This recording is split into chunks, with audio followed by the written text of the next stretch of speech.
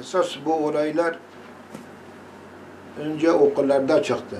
Bu nerede gelse okullarda geldi. Evet. Öğrenciler, bizim köyde öğrenciler okula gidiyorlardı. Biz o zaman okul bizim köyümüzde yoktu. Ortaokula gidiyorlardı, lise gidiyorlardı. Geliyordu işte diyordu ki biz ağalara karşıyız. Biz zulüme karşıyız. Biz bilmem neye karşıyız. Biz devrim yapacağız, ne yapacağız biz de bilmiyoruz. Biz zaman cahildik tabii. Bize öyle hoşumuza gitti. Ağalara zulümlerden çok rahatsız olduk. Çok onları elinde çekti tabii köylerde. Ağa başımıza bir amir gibiydi. Bize tamam öyleyse hoştur, iyidir. Bakıyordu bir öyle geliyordu. Terörist ölmüş, bilmem yani o zaman o apoculardı yani. Evet.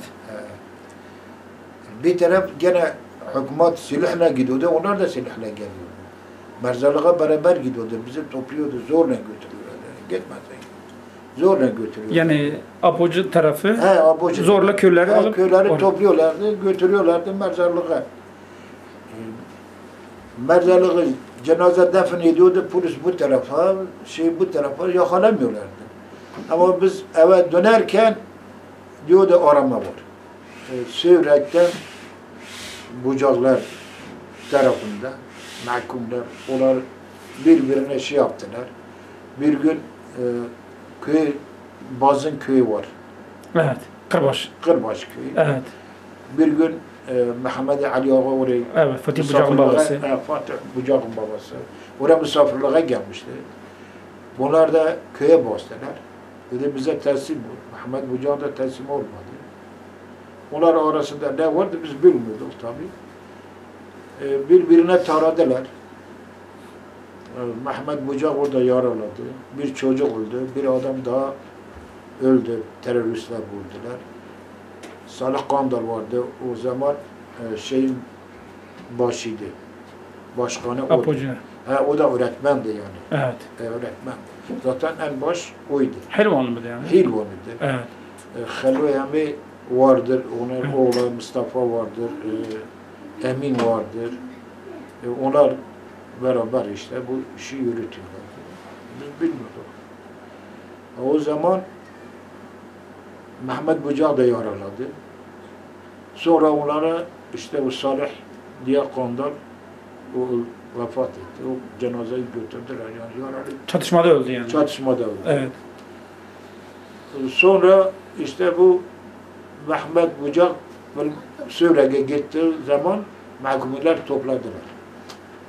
Mahkumlar bizim sınır olmuştu. Çaylarbaşı. Evet. Çaylarbaşı bu tarafta Helvan'a bağlıdı, öbür tarafta Suriye'ye bağlıdı. Hani eskiden biz geliyorduk. Mesela alışverişimiz Suriye'deydi ama biz Suriye'ye gidemiyorduk. Evet. Helvan'ı olduğu için Sivrekli de bizim Helvan'a gelemezdiler. Götürdüler. Kırcı'na götürdüler yani olayı yerine. Evet. Olayı yere götürdüler. Evet. Olayı yerden sonra Ali Kup denilen geldi. Alay komutanı. Evet. Geldi. Dedi bunlar hepsi nerede? Biz diyor bilmiyoruz. Nerede gittiler? Yani çatışmaya girenler. Evet. Koştular gittiler. Biz ne gördük ne bizim bu köyde gel yani biz çatışma görmedik. Evet. Bizi dövdüler. Bizi başka bir yere götürdüler. Yani hiç olayla bir alakanız yok. Siz köyden misiniz? Yoktu. Biz orayı görmemiştik. Onlar zaten teröristler koştular, gittiler. Biz evimizdeydi, geldi bizi yakaladı. Yani diyelim işte terörist yakaladık. Bizi Kılıcı'na Şahpeli köye götürdüler. Şahpeli'den Fayık köye, Köpek köye bilmem ne Bucak tarafına götürdüler. Yürüyerek mi götürüyorlar? Yok arabayla. Arabalar. Doğuçla. Askeriyle. Beraber götürdüler. Bizi orada sonra çaylar başına Hilvan'a getirdiler. Tabii biz 10-15 kişi vardı. Ama kim rast geliyordu yakalıyordu. Hatta 2-3 tane çobandı. Bizi Hilvan'a getirdiler, bizi nezarete koydular. Biz 3 gün nezarette. Jandarma. Ha, jandarma. Evet. Kimliğimiz aldılar, her şeyimiz aldılar. Sucumuz yok, savkımız yok, hiçbir şeyimiz yok. Evet. 3 gün biz orada kaldık. 3 gün hem akşam oluyordu, nöbetçiler nöbet değiştiriyordu, gelip bizi dövüyordular. Kimi burnunu kırmış, kimi başını kırmış, kimi ağız dişini kırmış. Vuruyorlardı. 5 metrekare diyor ki biz 30 kişi vardı içinde. Bir odada. Bir oda yoktu ya, 2-3 metrekareydi. Hepimiz ayaktaydı. Altımızda işiyorduk, şey yapıyorduk, hepsi tuvalet yoktu. Bizi tuvalete, biz tuvalete götürüp bizi götürmüyorlar. Evet. Ya tuvalete de götüreceğiz sizi. Tuvalete götürmüyorlar. Biz korkumuzda diyordu, tuvalete de götürün. Ama altımızda yok. Havalandırma yok. Yok bir şey yok. Öyle biz susamıştık. Bu da şey terlemişti, biz ağzımızı açıyorduk. Tavandan. Tavanda bir teriniz- damla su hem ağzımıza girsin. En sonunda mahkumlar şeyle beraber diyelim, askerle beraber, tabii askerle onlar savundu. Evet.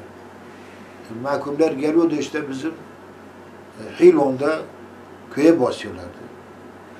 Köyleri malı götürüyorlardı, hayvanları, inekleri, koyunları çobanla beraber götürdüler. Bizim Çimdeli köyü var. Evet. Bir gece bin koyun fazla vardı, 2 şeydi. 2 çobanla beraber götürdüler. Köy içinde götürdüler, köyde kimse kalkmadı. Demedi ki biz ya nereye götürüyorsunuz, biz nereye gidiyoruz?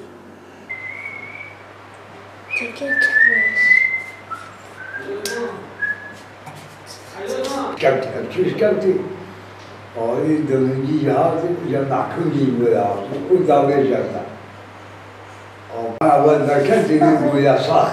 Evet. Hiç söyleme ağrı. Kesin Facebook'dan hep çok kalıcı. Hep çok kalıcı. Hatta kira kuruttular. Ne kere. Ne kendine biçare gibi. Sevgili hakkı biçarkanın için böyle içinde. Bir sürü ki bu gece.